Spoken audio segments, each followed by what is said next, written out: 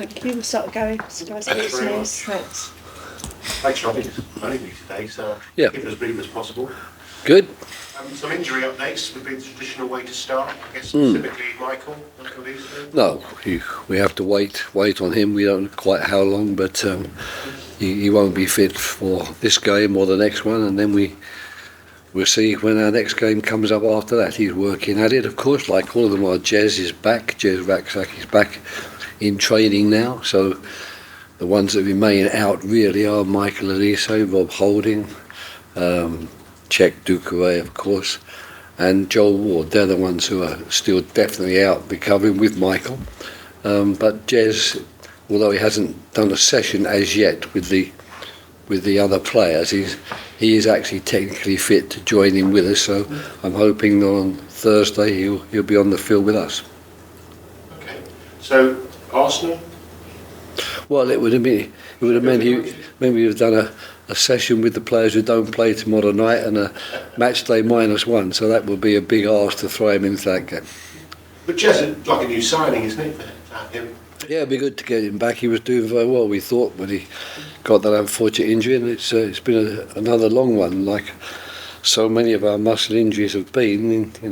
Where you expect a strain to keep a player out for 2 to 3 weeks, ours have been all 2 months plus, and in fact in Michael's case 6 months. So we've been a bit unlucky where tendons get involved. It increases the length of time needed to repair the muscle, and as a result the player comes off injured and then we don't see him for several months. You alluded to it there, the very small turnaround time between an FA Cup replay and play of all people Arsenal. Will that affect your selection for tomorrow night?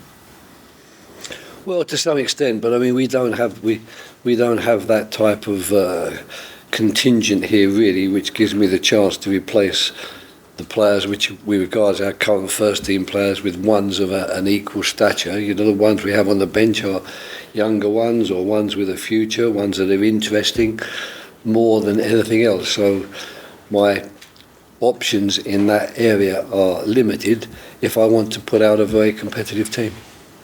4 minutes for Matthias Franca. I mean, I saw you walking up the street. You obviously couldn't train out here because of the...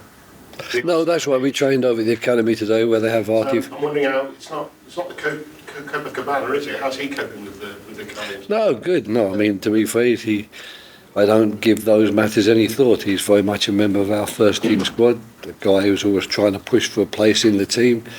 We know his ability. We appreciate his ability, and I'm sure that he'll get lots and lots of chances going forward. We'll see on Wednesday night whether we play him or not, but I'm not prepared to give the team away as yet. I'm afraid Sean will have to guess that. Not been able to train out there and going over to the academy, is that something you do often? Is it a problem? No, it's the first time we've done it. In pre-season we had a game over there, didn't we?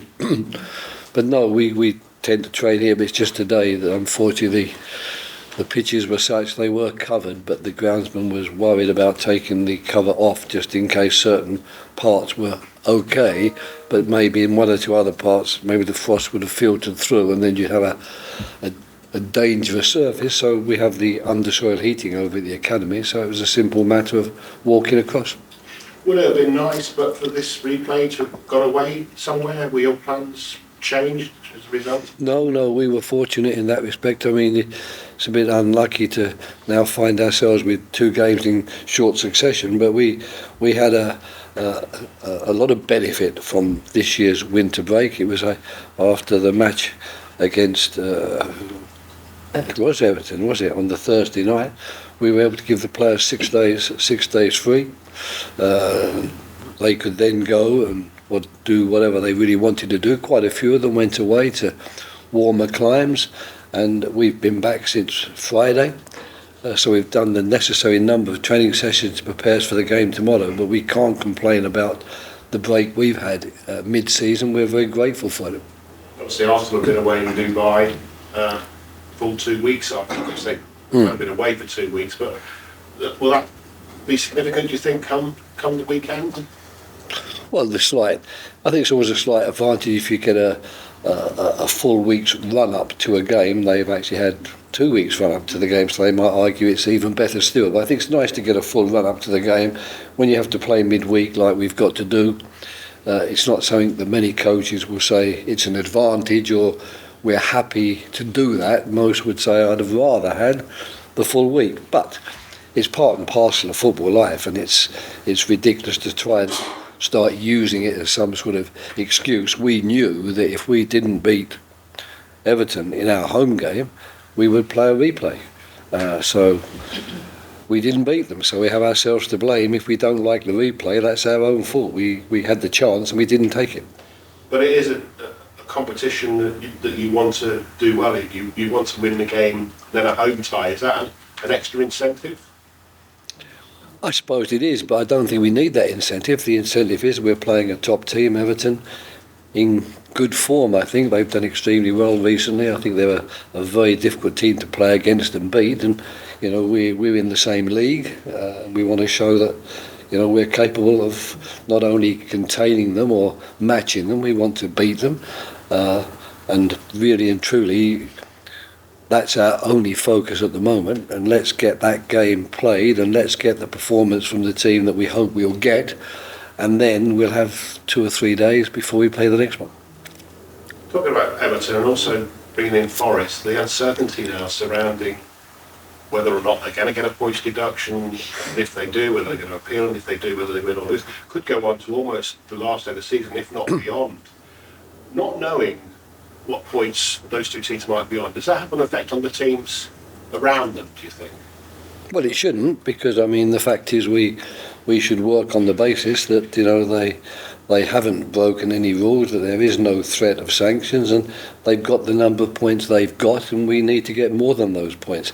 If you find yourself in a difficult situation and then points are deducted from those two teams which help you out, of course you'll be grateful for that, but I don't think it's something we take into account, and it really is purely a matter for those two football clubs in the Premier League and the people who are looking into the matter and making decisions about what the right punishment is.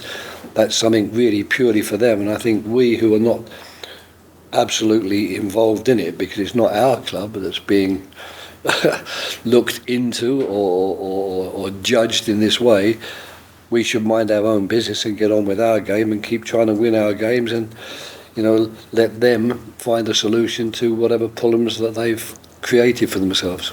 Not prejudging anything at all, but there's sometimes criticism or implied criticism of Steve Parish, for example, for not flashing the chequebook in transfer windows. The fact that Crystal Palace have never been caught out in this kind of situation, does that actually undermine how important it is to be sensible in transfer windows? I think so, of course. I think the club has been very well managed in the 6 years, I suppose, that I've been closely involved with it. There's only been one real spell of spending when a new investor came in, and that money was spent extremely wisely. But I mean, since that, in the last transfer window, and yes, it was the last. Well, in fact, yes, it would be the last transfer. It would be the only one that I could refer to, I suppose. I thought the club was very sensible in what they did. They were very happy with the players they brought in. I don't think when we looked at it there was that many glaring gaps that the club thought they had to fill.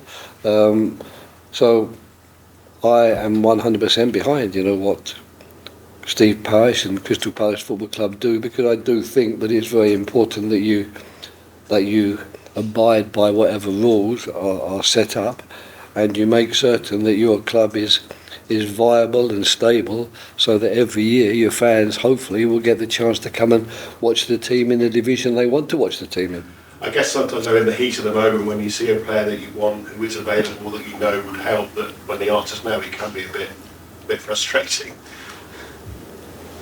I think all managers should take on jobs knowing full well what the capacity of the club is, and that they shouldn't make unrealistic demands on the club to sign players that the club feels they can't afford or could maybe put them into some sort of difficulty. Fans can in actual fact push clubs a little bit like that, and owners, I suppose, get affected by it but you do need someone at the helm who is prepared to say, well, sure, we'd love to do all the things that people are wanting us or liking us to do, but we can't do it. If you go back to the past, there was an era where people didn't even use credit cards. They only bought when they could afford, and I don't think it's a really bad thing to keep your spending to things you can afford. Obviously, people get carried away in the transfer window. As you know, we get carried away in the transfer window. So having said all that, can I put a few names to you? By all means. Kalvin Phillips. Yeah, he's a good player. Yeah. A few clubs would be after him on loan. I'm sure they are, yeah. You could certainly help his career, couldn't you, with your experience? I would like to think that if Kalvin Phillips is available and is a possibility for the club, once again, there will be financial restrictions. Who knows whether the club feels that they can afford that. But if you're talking about the level of player, I don't think there'll be many managers who would not say, yeah, we'd be really happy to have him come to the club. But as far as I'm concerned, it's a name that's out there. Of course, all we know, like most other clubs, is there's a possibility that Man City will either sell him or loan him. If they are purely going to sell him, then I wouldn't think we will be in the market. If they are going to loan him, I would like to think that possibly we could put our hand up and push ourselves forward. And what we could then, of course, offer is, probably the chance of playing regular football in the Premiership in the build-up to what is going to be a very important summer for England and obviously for him. But we might not be the only club in that position.